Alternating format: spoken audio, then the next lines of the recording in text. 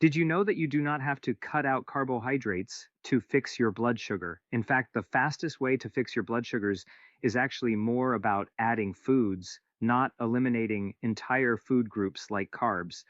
And I've seen it firsthand. I have hundreds and hundreds of patients who've turned their numbers around in just days by adding these foods to their regimen. And not just temporarily, they're still able to keep their sugars low without medications for months and even years. So in this video, I'm going to show you how to use each of these 10 foods to fully optimize your biochemistry and reverse insulin resistance on a cellular level so you can bring down your sugars quickly and naturally, and most importantly, sustainably. Before I get into the first one, do me a quick favor. If you want more videos that explain the why behind your body instead of just handing you a pill, hit subscribe, give this a like, and leave me a comment telling me what your morning fasting number was this week. I read them, and the age and numbers of this audience genuinely shape what I cover next. So, let's get into it. Here is what almost no one explains to you in a 12-minute office visit. High blood sugar almost always starts upstream with a hormone called insulin. Insulin is the hormone that unlocks your cells, so glucose, that is the sugar in your blood, can get out of your bloodstream and into the cell where it belongs. When you have spent years riding the blood sugar roller coaster, your cells stop answering the door. The insulin knocks and knocks, and the cell stays shut. We call that insulin resistance. Your pancreas pumps out more and more insulin to compensate, your blood sugar climbs anyway, and the standard answer is a prescription that pushes even more insulin into a system that is already drowning in it. The system makes money when you stay sick, not when you get well. That is economics, not malice. There is no revenue and no time on a short office visit to teach you how food talks directly to your insulin receptors. So I am going to. My name is Dr. William, and every one of these 10 foods does one of three jobs. It slows the sugar coming in, it cools the inflammation that keeps your cells deaf to insulin, or it wakes the insulin receptor back up so your own body does the work it was designed to do. You do not have to do all 10 tomorrow. Add them in over the next couple of weeks and stack them. Let me show you the first one. The first food is fenugreek seeds. These are small, hard, amber-colored seeds, and you can find them in the spice aisle of almost any grocery store for a couple of dollars. If you ignore this one because it sounds exotic, you are walking past one of the most powerful blood sugar tools on the shelf, and it costs less than your coffee. Here's what fenugreek does inside you. The seed is packed with a soluble fiber called galactomannan. When it hits the water in your stomach, it swells into a thick gel, and that gel physically slows how fast your stomach empties carbohydrates into your small intestine. Slower emptying means the sugar trickles into your blood instead of flooding it. No flood, no giant spike, no panic dump of insulin. On top of that, fenugreek carries an amino acid that nudges your pancreas to release insulin more efficiently and helps your muscle cells take up glucose. In my own practice, I have watched fasting numbers come down within a week or two on this alone. To use it, take 1 teaspoon of the whole seeds and soak them in a glass of water overnight. In the morning, drink the water and eat the softened seeds before breakfast. If the slightly bitter taste is too much, grind them and stir a half teaspoon into yogurt or sprinkle it over your eggs. Start low. This fiber is strong and your gut needs a few days to adjust. Number 2 is cinnamon, and you almost certainly already have it in your cupboard, but the kind you have matters, and most people grab the wrong one. The common grocery cinnamon is cassia, and it carries a compound called coumarin that is hard on the liver in large daily doses. The one you want is Ceylon cinnamon, sometimes labeled true cinnamon. It is milder, it is safer to take every day, and it is the one I tell my own patients to buy. What makes cinnamon work is a group of polyphenols. Those are natural plant compounds that behave almost like insulin themselves. They help your insulin receptors grip glucose more tightly, and they slow your stomach from emptying too fast after a meal. The effect is real, and it is measurable. Research out of the Human Nutrition Program at the USDA found that under half a teaspoon a day meaningfully lowered fasting glucose in adults with type 2 diabetes. If you skip this one, you are leaving an easy win sitting in your spice rack. Use about a quarter to a half teaspoon of Ceylon cinnamon a day. Stir it into your oatmeal, your coffee, or smoothie. The trick is to pair it with a carbohydrate meal because that is exactly when you want your receptors gripping harder and your stomach slowing down. Third on the list is broccoli sprouts, and I you to pay close attention here because this one is the most underused food in this entire video. Not full broccoli, the little 3-day-old sprouts. Ignore the distinction and you miss almost all the benefit. Broccoli sprouts are loaded with a compound called sulforaphane, and the sprouts contain somewhere between 50 and 100 times more of it than a head of mature broccoli. Sulforaphane does something none of the other foods on this list do quite as directly. It goes to your liver and quiets down the overnight glucose factory. Your liver makes sugar while you sleep, and in insulin resistance, it makes far too much, which is why so many of you wake up with a high fasting number you cannot explain.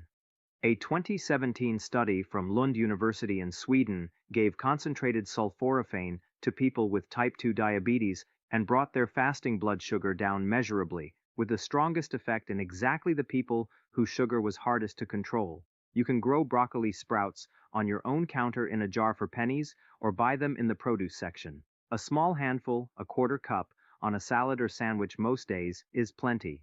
Do not cook them hard because high heat destroys the active compound. Eat them raw or barely wilted. So far, every food has done the same quiet work, slowing the sugar down or waking the receptor up, and we are only 3 in. The next 4 are the ones that change the meals you are already eating. If a friend or someone in your family is fighting their numbers too, send them this video because this is the stuff no one sat them down and explained. Anyway, number 4 is the avocado. Most people think of it as a fat to avoid because of the calories, and that fear is costing them. The fat in an avocado is monounsaturated fat, the same family as olive oil, and it is one of the most blood sugar friendly things you can put on a plate. The reason is simple. That healthy fat and the fiber inside an avocado slow your entire meal down. When you add half an avocado to a plate of rice or toast, you are not removing the carbohydrate. You are putting a brake on how fast it turns into blood sugar. The glucose climbs gently instead of spiking. Over time, monounsaturated fat has also been shown to improve insulin sensitivity, meaning your cells answer that insulin knock a little faster. In my experience, this is the easiest food on the list to make a habit because it makes the meal more filling and you stop reaching for a snack an hour later. Half an avocado a day is a sensible amount. Put it on your eggs in the morning, mash it onto whole grain toast, or add it to a salad that already has a starch in it. Anywhere you have a carbohydrate, an avocado softens the blow. Fifth is chia seeds. These are tiny gray and black seeds, and they punch far above their size. If you have ever seen chia sit in liquid and turn into a pudding, you have already seen exactly how it works in your gut. Chia is one of the richest sources of soluble fiber you can buy. When it meets the water in your stomach, it forms that same thick gel we talked about with fenugreek, and that gel wraps around the carbohydrates in your meal and slows their absorption to a crawl. The sugar releases slowly and steadily, so you avoid the spike and the crash that leaves you shaky and hungry an hour later. Chia also carries a plant-based omega-3 fat that helps calm the low-grade inflammation sitting underneath insulin resistance. Cool the inflammation and the cells start listening to insulin again. 1 to 2 tablespoons a day does the job. Stirred into yogurt, drop it in a glass of water with a squeeze of lemon, or blend it into a smoothie. Give it 10 minutes to gel before you drink it, and drink plenty of water alongside because all that fiber needs liquid to move. Number 6 is fatty fish, and I mean salmon and mackerel specifically. This one does not work by slowing your meal down. It works on the deeper problem, the reason your cells went deaf to insulin in the first place.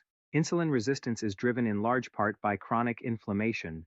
When your body is quietly inflamed year after year, that inflammation physically interferes with the insulin signal at the surface of the cell. Salmon and mackerel are loaded with 2 omega-3 fats, EPA and DHA, and these are among the most powerful natural anti-inflammatory compounds we know of.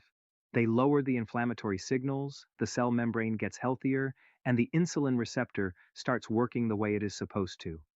In my 15 years of practice, the patients who eat fatty fish twice a week consistently have calmer, more stable numbers and better blood pressure to go with it. Aim for 2 servings a week, about the size of your palm each. Wild salmon, mackerel, sardines, and herring are all excellent. Bake it, grill it, or buy it canned if that is easier on your budget. Canned mackerel and sardines are some of the cheapest, most powerful foods in this entire video. Seventh on the list is walnuts. Of all the nuts, this is the one I point my patients toward first because of what it does for the lining of your blood vessels and for your insulin at the same time. Walnuts are rich in polyunsaturated fat and the same plant omega-3 found in chia. That fat improves the function of your endothelium, the thin lining inside your blood vessels, which is one of the first things high blood sugar damages. At the same time, the fat, fiber, and protein in walnuts blunt the rise in blood sugar after a meal and have been shown to lower fasting insulin, which is the number underneath your blood sugar that tells you how hard your pancreas is straining. Eat a small handful as a snack instead of crackers or a cookie, and you have taken a sugar spike and turned it into a flat line. A small handful is about a quarter cup or 7 to 10 whole walnuts. Keep them raw or dry roasted, not the candied or honey-coated kind. Use them to replace a processed snack, not to add on top of one. Number 8 is eggs, whole eggs, yolk included. For years, people were told the yolk was the enemy, and that bad advice pushed folks toward sugary breakfast cereals that were far worse for their blood sugar. Let me set that straight. A whole egg is almost pure protein and fat with virtually no carbohydrate, which means on its own, it barely moves your blood sugar at all. But the real magic is what doctors call the second meal effect. When you start your day with eggs instead of toast or cereal, you steady your blood sugar not just at breakfast, but all the way through to lunch. You walk into your next meal with calmer numbers and a smaller spike. The protein and fat also keep you full, so the mid-morning cravings that send you toward the cookie jar quietly disappear. In my practice, swapping a cereal breakfast for 2 or 3 eggs is one of the single fastest changes I see on a morning glucose reading. 2 or 3 whole eggs in the morning is a solid target for most people. Scramble them, boil them ahead for the week, or fold in some spinach. Put that avocado from earlier right on top, and you have built a near-perfect blood sugar breakfast. Number 9 is apple cider vinegar, and this is the one with the fastest visible effect on a glucose meter of anything on this list. If you have a meter at home, you can watch this one work tonight. The active ingredient is acetic acid. It does 2 things at once. It slows your stomach from emptying, so the carbohydrates in your meal arrive in your bloodstream gradually, and it helps your muscles pull glucose out of your blood and use it for fuel. The research here is strong, work led by Dr. Carol Johnston at Arizona State University found that a tablespoon of vinegar before a carbohydrate meal lowered the after-meal blood sugar spike by roughly 20% in people with insulin resistance. That is a drug-sized effect from something that costs a few dollars a bottle. Take 1 tablespoon, and this matters, diluted in a full glass of water 10 to 15 minutes before a meal that has carbohydrates in it. Always dilute it, never drink it straight because the acid is hard on tooth enamel and the throat. And if you take any medication for blood sugar already, talk to your doctor first, because vinegar plus that medication can push your sugar down faster than you expect. The 10th food is lentils, and this one proves the whole point of this video. Lentils are a carbohydrate, and they will lower your blood sugar. Here's how that works. Lentils are built from a slow carbohydrate called resistant starch wrapped in soluble fiber and a healthy dose of plant protein.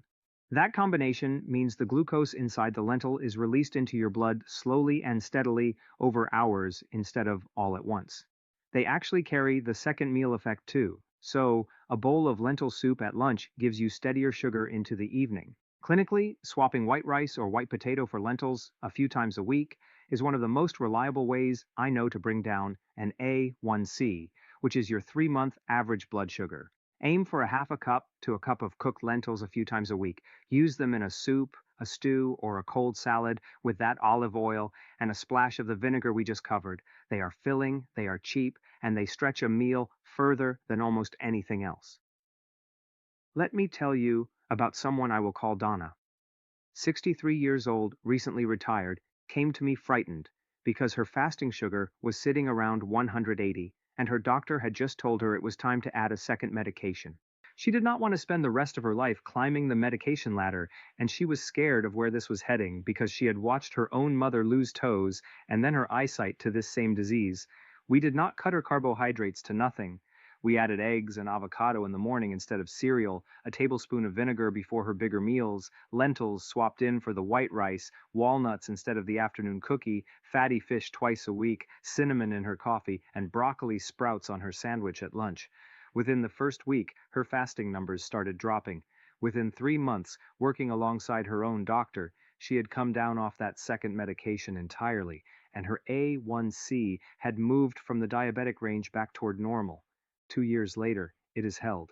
She did not starve herself. She ate more food, just the right food, and her own body did the rest. So let me tie all 10 of these together because this is the reason they work when cutting carbs alone fails. Every one of these foods is handing your insulin its job back without starving you. The fiber foods slow the glucose down so your pancreas never has to panic.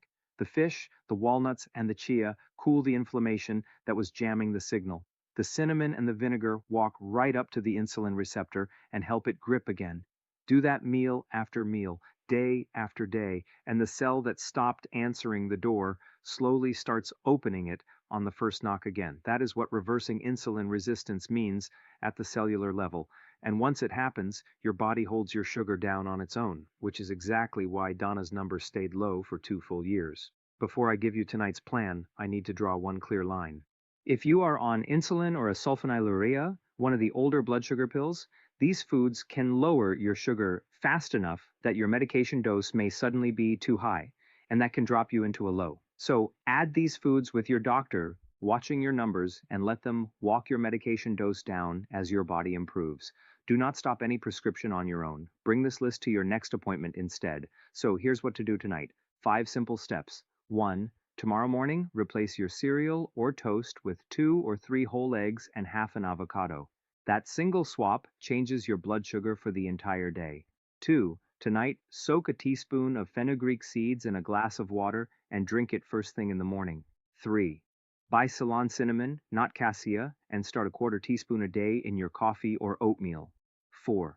Before your biggest carbohydrate meal tomorrow, take 1 tablespoon of apple cider vinegar in a full glass of water 15 minutes ahead.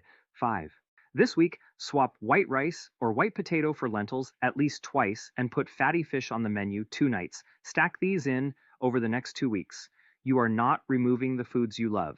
You are adding the foods that protect you. Now, everything we did today brings your sugar down during the day and after your meals, but a huge number of you have told me the same strange thing, that your highest reading of the whole day is first thing in the morning before you have eaten a single bite. You fasted all night and your sugar went up anyway. There is a specific reason your liver does that while you sleep, and there is a way to shut it down. I made a video that explains exactly what is happening overnight and how to wake up to a lower number. I will put it right here on the screen. Go watch that one next, and I will see you there. Dr. William?